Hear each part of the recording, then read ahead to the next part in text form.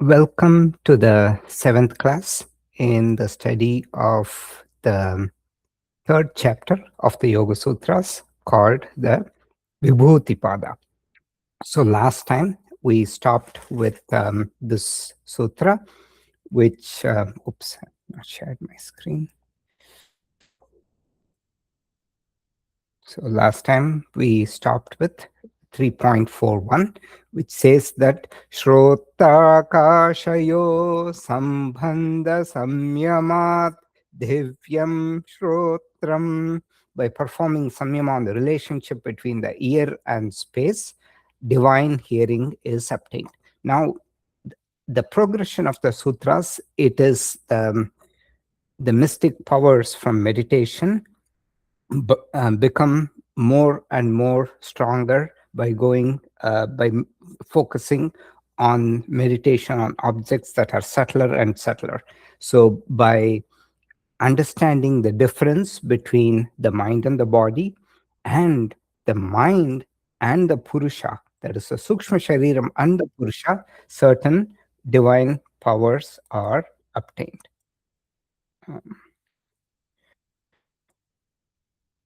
Okay. All right. So, one of the stories that is commonly talked about for Adarsha and Divya Shravanam, which means these refer to divine vision and divine hearing. So, one of the stories is that of Sanjaya. So, Sanjaya is the narrator in the Bhagavad Gītā. Sanjaya, in his case, the power is presented as coming through Vyasa's grace, boon, not through his own yogic practice. But the very important thing is that for all these powers to happen, the mind has to be pure. I'm calling not just the ability to concentrate, but the mind has to be very pure.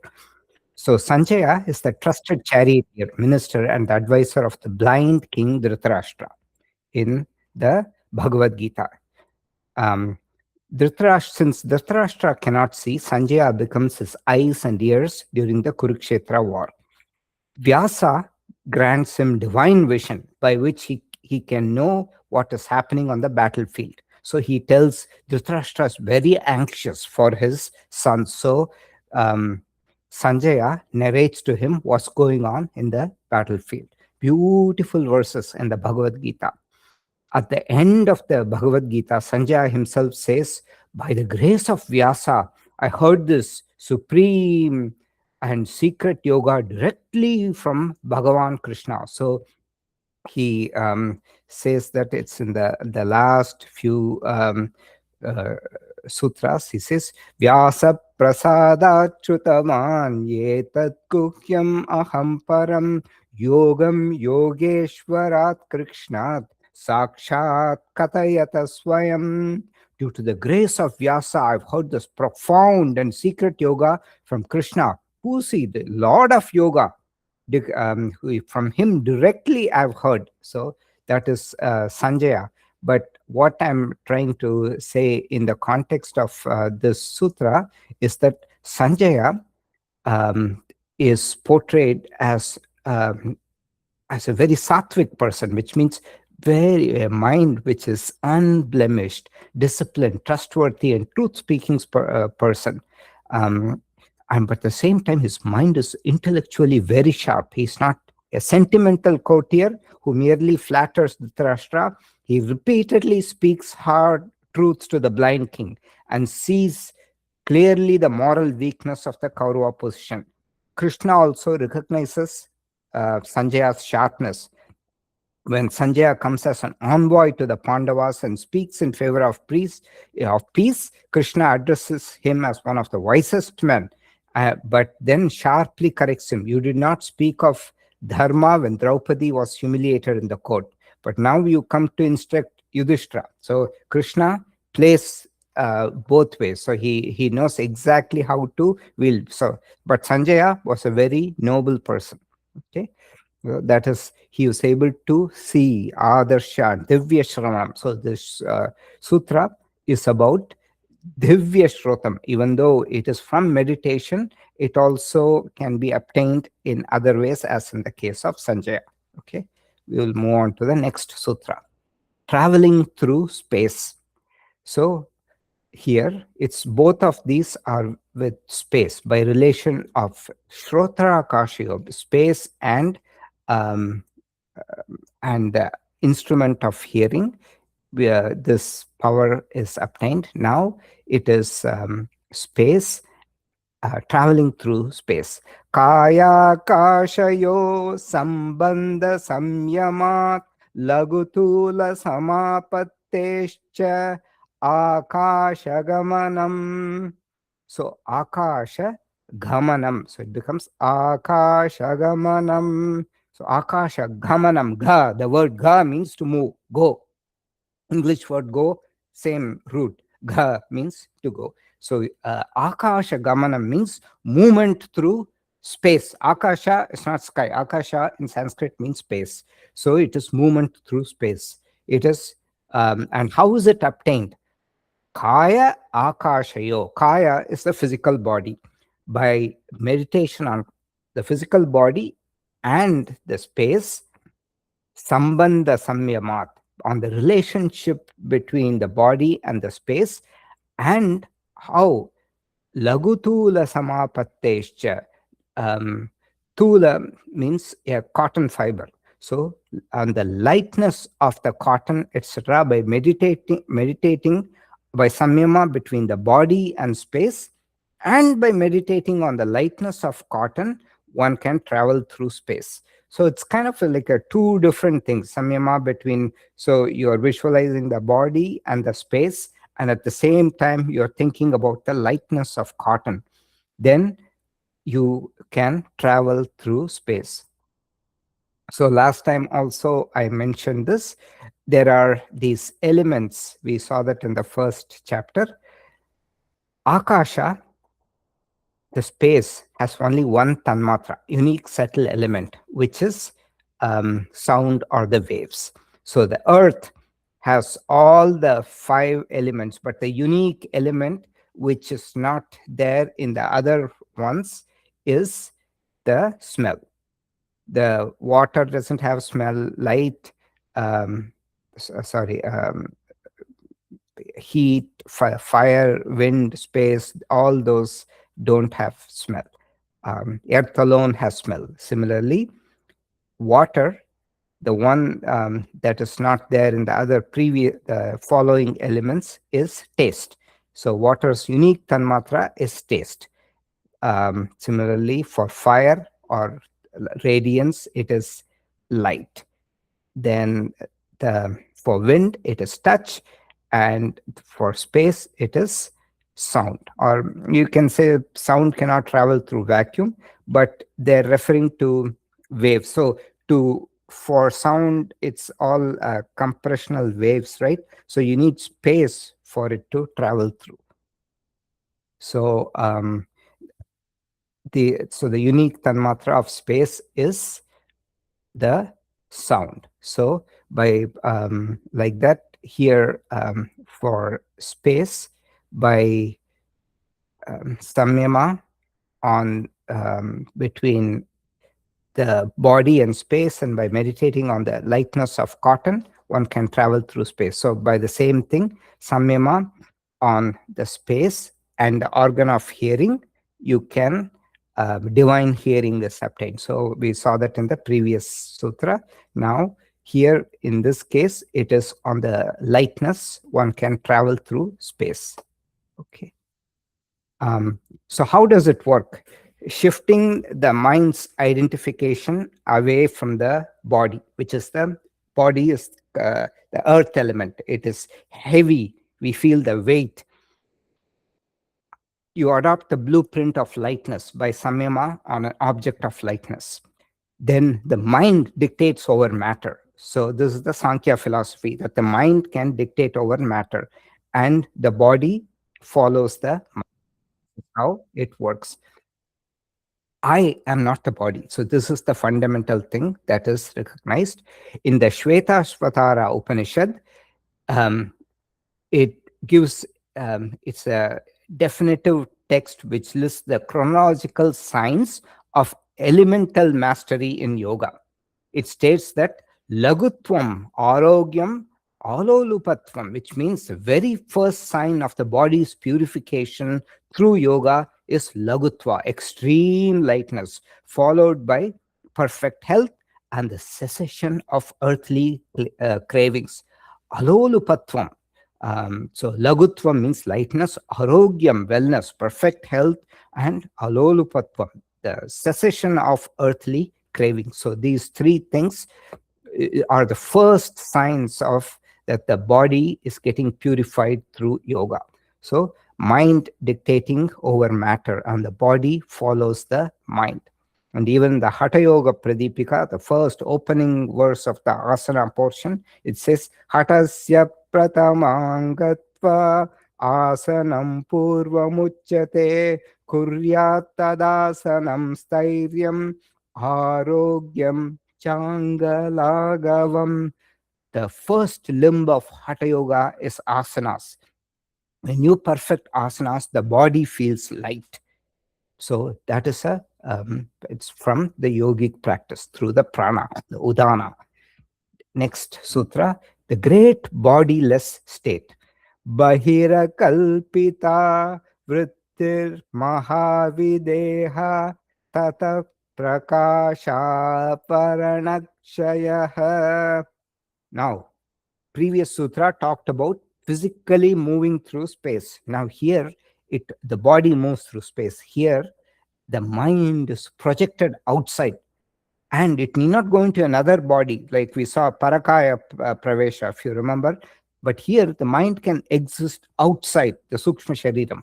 So, bahir kalpita, great out-of-body experience. Bahir kalpita vritti Mahā-videhā. So, Mahā-videhā means bodiless. So, the great out-of-body experience. Bahir kalpita is projected. Bahi means outside the physical body. Akalpita, this great out-of-body experience, is a real and not an imagined state. Kalpana means imagined. Akalpana means not imagined. It's a real state, not an imagined state, in which the mind is projected outside. Bahihi, so what the mind is projected outside the body. And what happens by this? Tataha, by this, prakasha avarana kshayaha, the veil covering the light within is destroyed. That is the light. Our mind is clouded always. And for the mind to be purely sattvic, so here it is shown as a way to, when you perfect this, apparently, at the time, your mind is also becoming very sattvic. And it's not like you have to perfect this for the mind to be sattvic. It is a sign that at that time, your mind has become very sattvic, when you're able to get the siddhi. Okay. So Swami Hariharananda distinguished between the two types of external mental states. Kalpita, imagined state, when a person remains within the body but merely thinks of their mind as being outside. It is an imagined state. Akalpita is actual, unimagined, when the mind truly establishes itself outside the body. This is called Mahā-videhā, the great disembodied state. Vachaspati Mishra explains that as long as the chitta is anchored to the ego's identification with the physical body, its external reach is limited, and it's purely meditative. So that is the first one. Imagine when you, in some deep states of meditation, you can imagine as though your body, your mind is projected outside. It's like a feeling. Some people sometimes on these drugs and all this, maybe they feel their mind has gone out, but in reality, it's still within the body. It's the imagination. And so Vachaspati Mishra says, he argues that the akalpita states achieved only when the yogi performs saṃyama on the mind's ability to exist externally. So here, so this Patañjali has not explained how to get this state, but Vachaspati Mishra says, only when the yogi performs saṃyama on the mind's ability to exist externally can the state be achieved. And Swami Hariharananda notes that usually our eye sense is localized in the heart or the head. The Mahā-videhā is a radical expansion of that eye sense to a point when the body, where the body is viewed from outside, just as one might look at a house when they once lived in. So, and Swamiji also says the jiva does not have to enter another body. It can remain outside just as it is. In the Mahā-videhā state, it exists as a subtle field of consciousness outside. So, in the first chapter, we saw that bhava pratyayo videha prakriti layanam. Videhas, the one, if you remember that the story, we saw a story of the rishi who sits in the water, Shaubari. If you remember that story, do you guys remember the story of Shaubari who sits in the water and then he sees a family of fish and then wants to have a family, wants to have kids, wants to marry, and all his tapas and concentration is gone out. So that is the story. But in the story, the example that it's used to illustrate is videha. Videhas are some people who, through their practice, are able to exist without any body. So that is the videha. So this is the Bhava Pratyayo Videha discarnate, the bodiless devas. And we saw this story of Rishi Shaubari. Okay. So the Sukshma Shariram exists independently, but it requires a physical body. It would require a physical body to interact with the gross material realm. If the jiva wants to perform a physical action like speaking, it needs a physical interface. So that's what he's trying to say. Then the destruction of the covering of light, the removal of the false belief that the Sukshma Shariram is locked within the physical shell. Once this lock is broken, the light of intelligence becomes all-pervading, Swami Hariharananda says. Okay, now let us look at a story. So this is a very interesting story. So you find all these kinds of stories in Yoga Vasishta. Yoga Vasishta is a text between a discourse between Rama and Vasishta. It is found in the Valmiki Ramayanam. Vasishta was the teacher. He is the Kula Guru, teacher of Rama.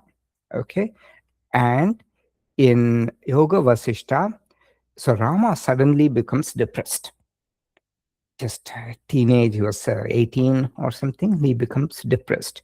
So at that time, Vasishta teaches him highest Vedantic truths, and he tells many stories. So this is one such story.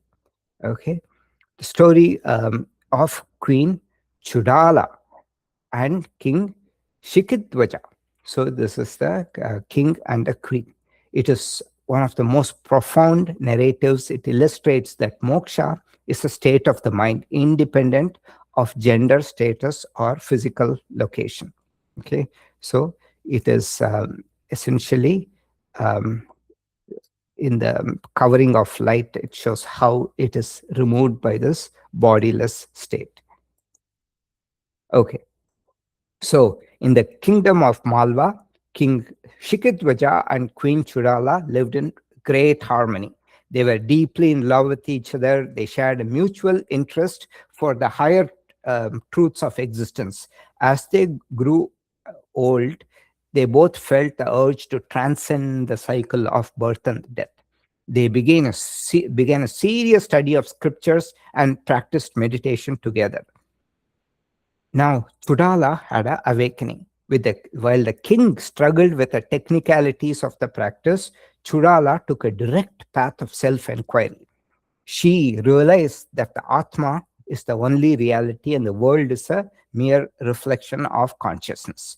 Through her intense practice, her Sukshma Shariram became so purified that she attained the Mahā-videhā state, and she got various siddhis, including the ability to levitate, travel in her subtle form outside.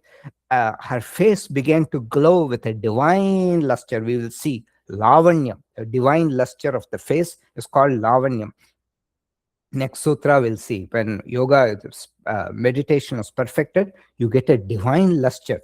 So imagine if even 5% of the country are yogis, the economy will tank. And if with lavanya and all that coming, entire industries like the beauty industry, everything will tank. So that is the powers of yoga. So, and also the contentment. So people would focus less outside and more inside. Her face began to glow with a divine luster. When the king noticed her transformation, asked her how she became so radiant, she explained her realization of the self. However, the king, Shikidwaja, so the king, let's see the king's picture. So this is the king. So the king, Shikidwaja, he, however,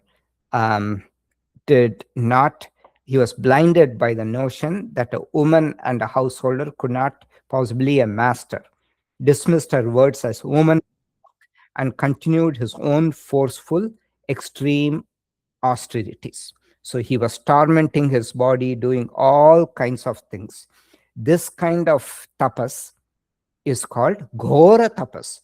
In the Bhagavad Gītā, it says, Ashastra vihitam ghoram tapyante ye tapojana damba hankara samyuktaha kamaraga balanvita karshayanta sharirastam bhutagramam achetasaha mam chaivanta sharirastam tat vidya tan vidya sura nishchayan. So Bhagavan in the Bhagavad Gītā says, this is very common in some kinds of asana practice, especially in the Ashtanga yoga. You'll see a lot of this tormenting, putting the body through all these things. So ashastra vihitam goram, this is called a gori tapas. So this king does all these kinds of things. He was fasting for so long. He was doing all kinds of physical austerity, standing on the head for days at a time. So Ashastra vihitam, Bhagavan says, this is not prescribed in the Shastras. Ashastra vihitam, goram. Goram means what? Gori. Same English root. Tapyante ye tapojana. Some people do this. And what are they motivated by? Dhambam and ahankara. By ego and pride. Kamaraga balanvita. For lusting after things of the world, they go after that. And kashayanta sharirastam, they put their bodies through great torture, and not just their bodies. Bhutagramam achetasaha. This achetasaha means people who don't have proper thinking, and also bhutagramam, all their the various bhutas in their body and their senses, everything is tormented. Not only do they torment themselves, they also torment me who lives in the body. So Bhagavan says that. So this king was performing all these kinds of austerities, but he was not progressing. Frustrated by his lack of progress, Shikidwaja decided that the only way to reach God was to renounce his kingdom and live as a hermit. Despite Chudala's warnings that the forest is in the mind, the king slipped away in the middle of the night to the Mandara mountains. He spent 18 years performing harsh physical penance, drying up his body, living in a hut. His mind still remained restless and filled with the ego of being a great ascetic. Chudala was very skillful. Using her yogic visions, she saw her husband's plight. Out of compassion, she decided to teach him. So her Sukshma Shariram can just leave her body. That's the power she's got. Using her mastery over the elements, she projected her Sukshma Shariram. In this case, she projected not into a form of a Brahmin boy called Kumbha. and she made it look as though this Kumbha is the mind-born son of Narada. Narada is a celibate sage, but mind-born son of Narada. He looked exactly like a smaller version of Narada. She appeared, because if she comes as a woman, he's not going to believe her. So she appeared before the king. And how did she appear? Like floating a few inches above the ground to establish the authority that this person is a divine yogi.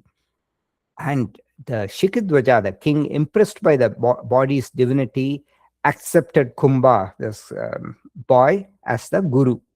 Then Kumbha, that is who's the queen, Chudala, actually told the king a story about a man who possessed a wish-fulfilling gem but threw it away, and he picked up a piece of shiny glass. She explained that Shikidvaja had thrown away the kingdom of his own mind, which is the gem, and picked up the glass of the forest life. So finally, Shikidvaja understood his folly, and he asks for forgiveness, and he actually falls at the feet of his wife.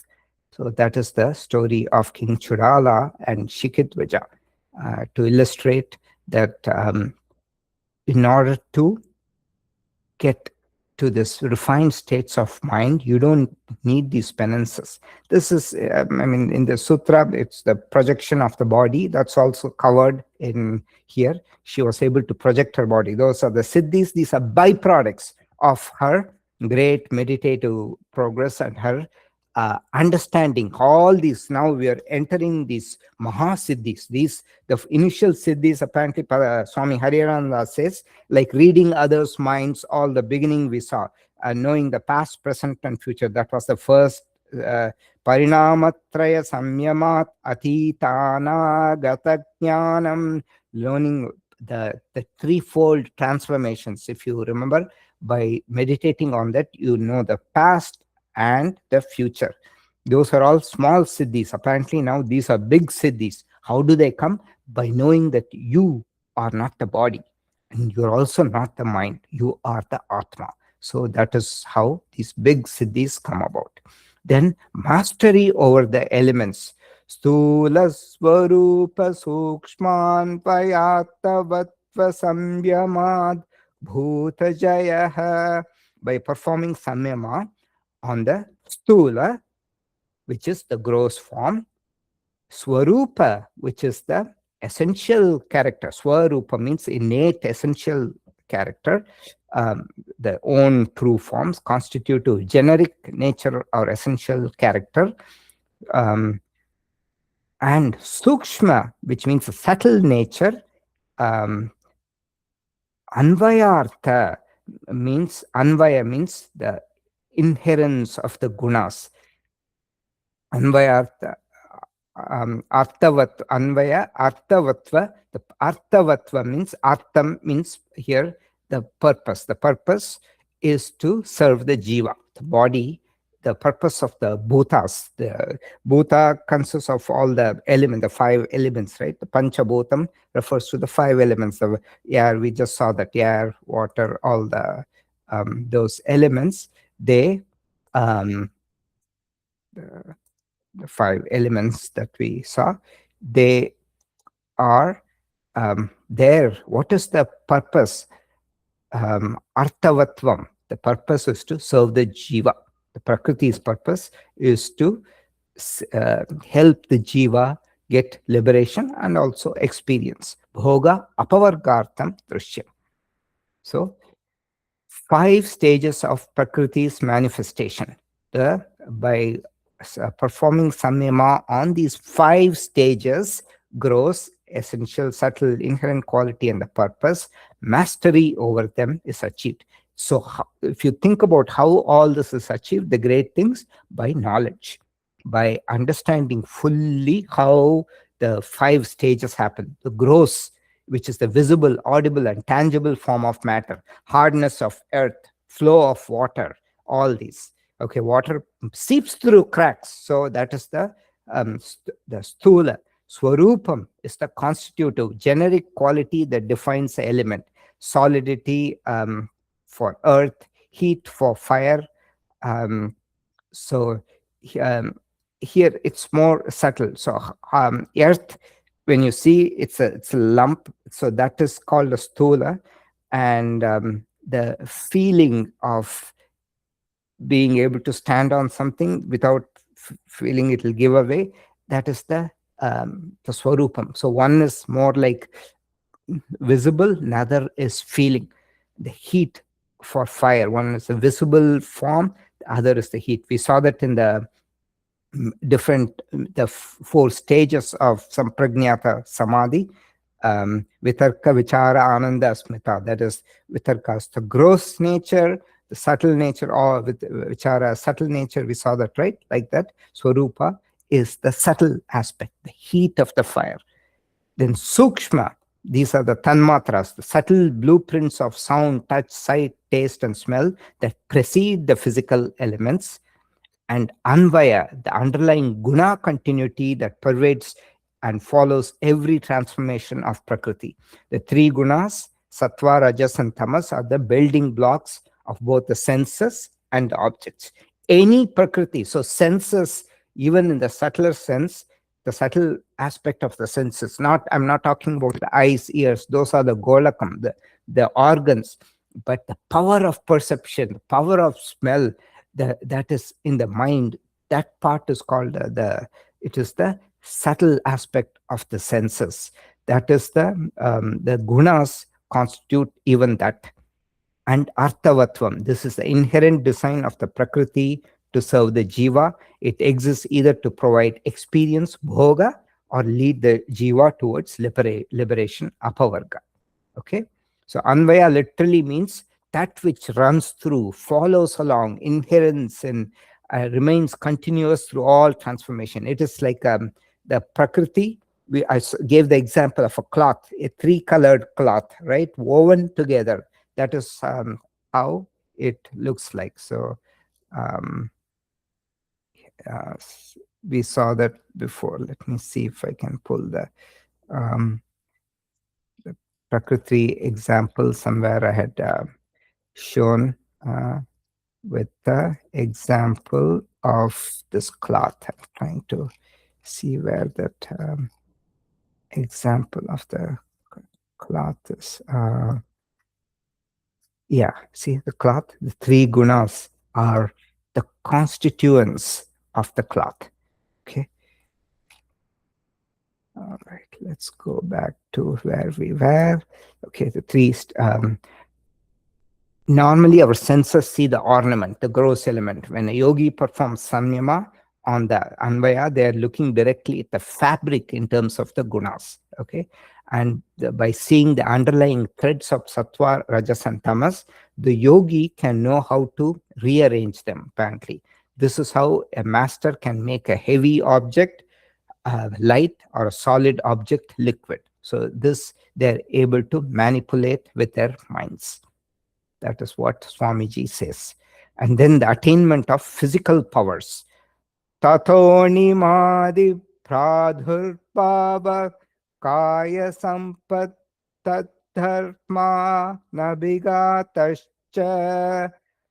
Tataha, from that, from what? From the mastery over the elements. So each sutra is a continuation from the previous, right? Tataha, from that mastery over the elements, what comes? Anima adi, anima and other powers. So the great siddhis, there are 8 ashtada siddhayaha. There are 8 great siddhis. Anima adi means like anima means making something very small. Anu means like atom, same root. Atom, atma, all those are same roots. Making something so small. Anima adi. Adi means etc. So like anima, etc. Pradurbhavaha. Bhava, pradurbhavaha, appearance or manifestation. Kaya sampat means perfection of the physical body. Tat dharma abhigatascha. So their characteristics are anabhigataha, means non-abstraction. Tato dvandva anabhigataha, you're not affected by or abstracted by the by all the functions of the body. So appear from that perfection of the elements comes the appearance of powers like anima, shrinking. Perfection of the body also happens, and the non-obstruction of its functions happen.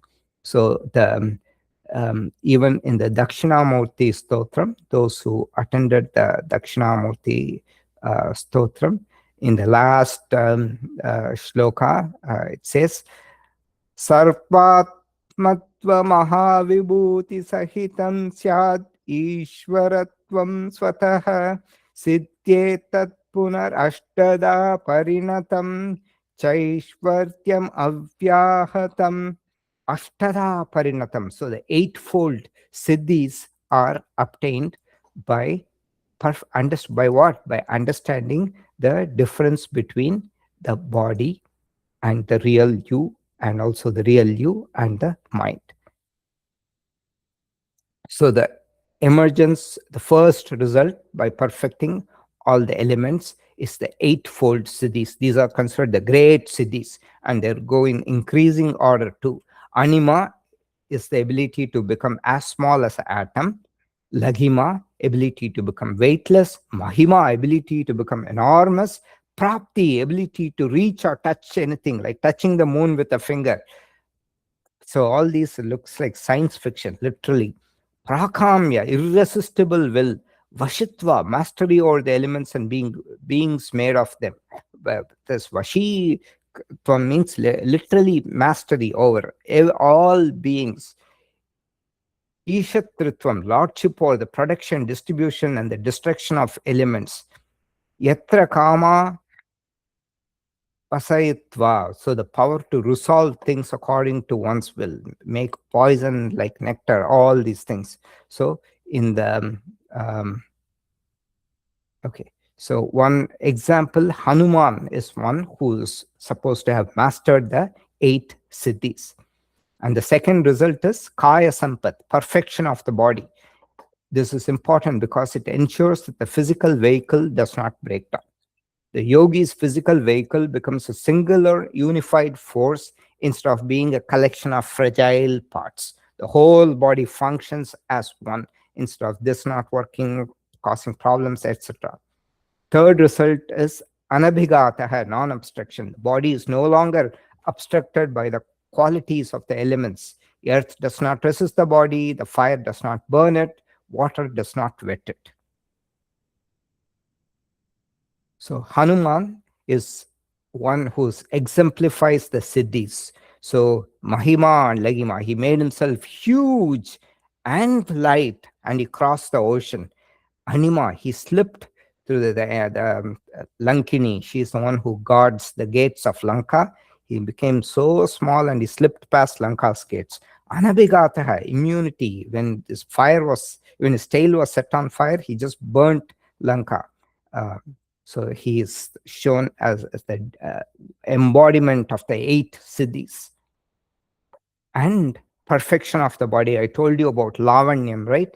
Rupa lavanya bhala vajra samhananatvani kaya sampath. Rupam, the beauty in the form. Rupam literally means form. Here means beauty in the form. Lavanyam, grace, luster, charm, often described as the glow of a pearl.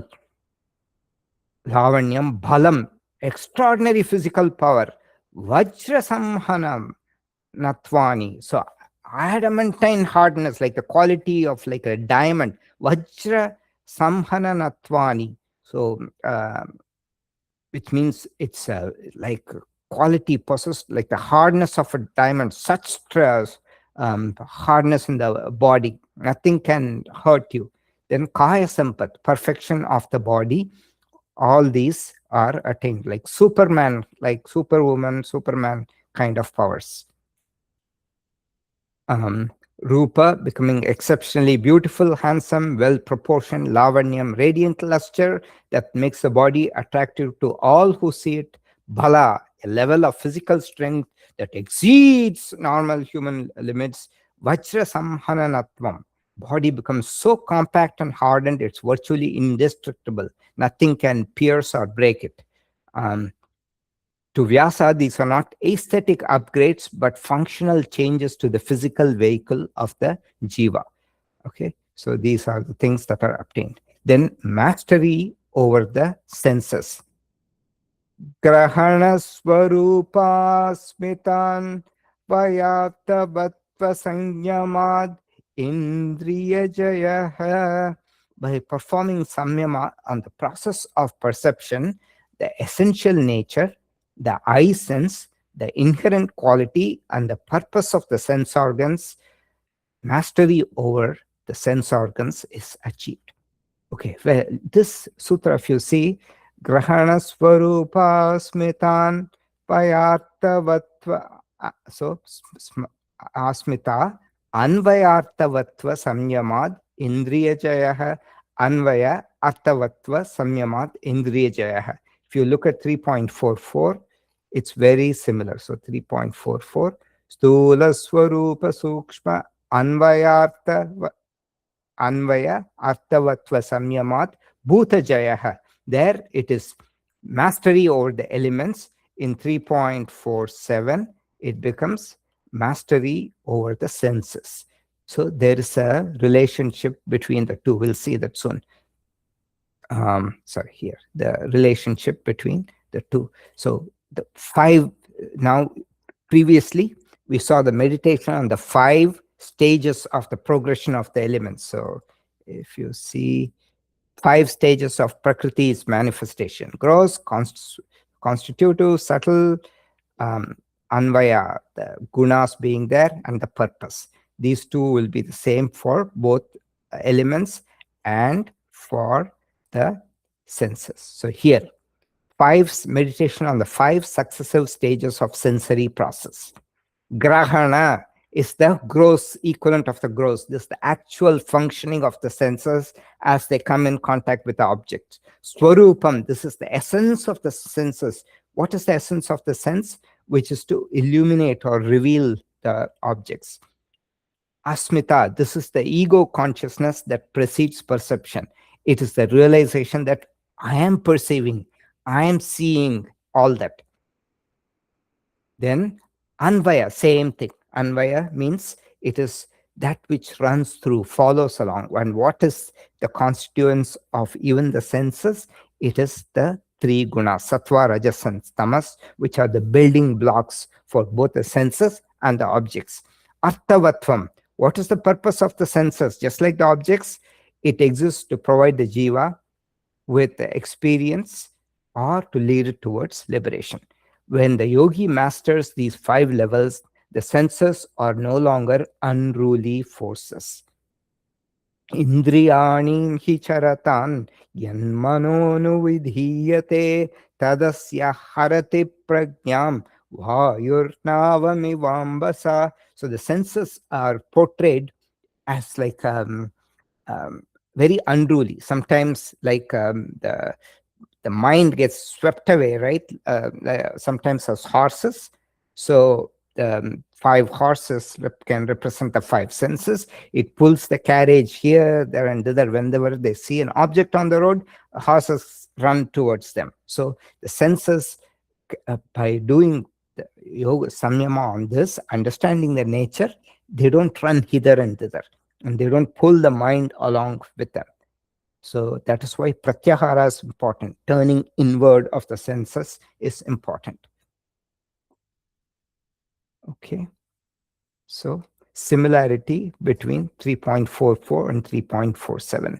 So by performing saṃyama on the gross, essential character, subtle nature, inherent quality and purpose. Similarly, performing saṃyama on the process of perception, essential nature, eye sense. Last 2 are the same, inherent quality and the purpose. So 3.44, as I said, mastery over the elements. 3.47, mastery over the senses, indriyas. Elements are the bhutas. This is because Prakrti consists of bhutendriyatmakam nature. What's the nature of the Prakrti? Prakrti consists of, has 3 gunas: prakasha, kriya, sthiti, sheelam. Chapter 2. bhutendriyatmakam bhogapavargartam drishyam. We've seen that there. Same thing Patanjali is highlighting in the context of the siddhis. Prakriti has the three gunas, sattva, rajas, and tamas. Prakriti, the cloth, is nothing but the strands. Prakriti itself, its basic constituent is the three gunas. Prakasha, illumination; kriyas, actions; sthiti, inertia. It consists of the bhutas, elements, and also the indriyas, the senses, and its purpose is to provide experience and liberation for the individual. Okay, that is the nature of Prakriti. So, purpose of Prakriti, provide experience and liberation. So, the different stages. The target is external matter bhota. In the 3.47, mastering the senses. Here, mastering the elements. Target is external matter, mastering the senses. Target is the internal instruments, the indriya, senses. Level 1, sthula, gross shape. Here it is grahana, act of sensing. When the senses come in contact with a sense object, the eye's perception falls on an object, or you're able to smell something, all that. Swarupa, so there can be many smells, but sometimes we lock onto one smell. So you get to that object. Generic quality, here it's a power of illumination. The subtle essences, the sukshma, which is essentially the subtle aspect of the elements. Here it is asmita, the I sense or the ego, and the last two are the same, the three gunas and the purpose we saw. Okay, so the generic quality here, the swarupa, like heat for fire, all that we saw. Then mastery over pradhana. So pradhana is the primary matter in its unmanifested form. Tato manoja vitvam vikarana bhava pradhana jayascha. Tato manoja vitvam vikarana bhava pradhana jayascha. So from that comes manoja vitvam, swiftness, like your body can move like the speed of the mind. And so in the Yaksha Prashna also, Yamadharmaraja asks, what is faster than the fastest thing alive? Then Yudhishthira says, the thoughts in the mind are faster than anything. Thoughts come so fast like that. So you can move faster than the speed of the mind. Manoja Vitvam. Then Vikarana Bhava, state of perception without bodily organs. You can perceive things without bodily organs. And Pradhana Jaya, mastery over primary matter or the Prakriti. All these come, these three attainments forming this is called Madhu Pratika, honey-like state. Manoja Vitvam, capacity of the body to move with the same incredible speed like a mind. Vikarana Bhava, ability of the jiva to perceive and act independently of the physical organs. Since the yogi, Pradhana Jaya, yogi has mastered the senses, which are modifications of Prakriti, they gain mastery over Pradhana, unmanifested primary cause. So, just as thought can cross the universe in an instant, the yogi's form can reach any destination without the usual lag of physical travel, apparently. All this is, it beats even Star Trek, the level of imagination here. Then the Vikarana Bhava, the power of sight, hearing, and touch is no longer confined to the eyeballs, ears, or skin. The senses function as disembodied powers. Third, Pradhana Jaya. This gives the yogi control over matter and energy in their most fundamental state. So these are it beats even the most science fiction thing that superpowers that you've seen. For the Pradhana, for the Manoja Vitvam, one example that's given is that of Shankaracharya. So Shankaracharya, he's a great yogi also. He's an enlightened person. When Shankara was young, he wanted to take sannyasa, but his mother Adyamba was reluctant. because he was her only son, and her husband also passed away. In the well-known, there's an episode in which a crocodile catches hold of him, and Shankaracharya says, "Mother, you either have to let me be eaten by the crocodile, or allow me to become a sannyasi, in which case the crocodile will release me." So she was at the bank, and when Shankaracharya went into the water to perform his rituals, the crocodile got hold of him. Finally, she had no choice. She said, "Okay, I will let you become a sannyasi." At the time, the crocodile released the grip. So Shankaracharya became a sannyasi. Her mom let him. So to become a sannyasi, when your mom is alive, you need the permission of your mother. But she made one request. He must come to her at the time of her death and perform her final rites. Usually, when you become a sannyasi, you perform the rites for your mother even before her death, and rites for yourself also, the final rites. So, but Shankaracharya gave an exemption. Years later, when Shankaracharya was traveling and teaching across India, he came to know through his yogic insights that his mother was near death. He immediately returned to the place called Kaladi in Kerala to be by her side. In some traditional retellings, the return is treated as an example of his yogic power, moving with extraordinary speed, or knowing and responding instantly across distance. When he reached her, he consoled her, gave her spiritual instruction, and helped her leave the body with divine remembrance. So after she died, Shankara wanted to perform her cremation as he promised. But this created a social conflict. As a sannyasi, he was traditionally considered to have renounced household duties, including family funeral rites. The local people objected and did not assist him. Shankaracharya nevertheless fulfilled his promise to his mother and performed a cremation himself. This site associated with Aryamba's cremation is still there at Kaladi. So this is a story of Shankaracharya. The other example is Narada Muni. So Narada Muni is illustrated as just instantly moving from space, here, there. He has full mastery over the senses. So he exemplifies these three qualities called Madhu Pratika, the honey-like state. So that is Narada Muni.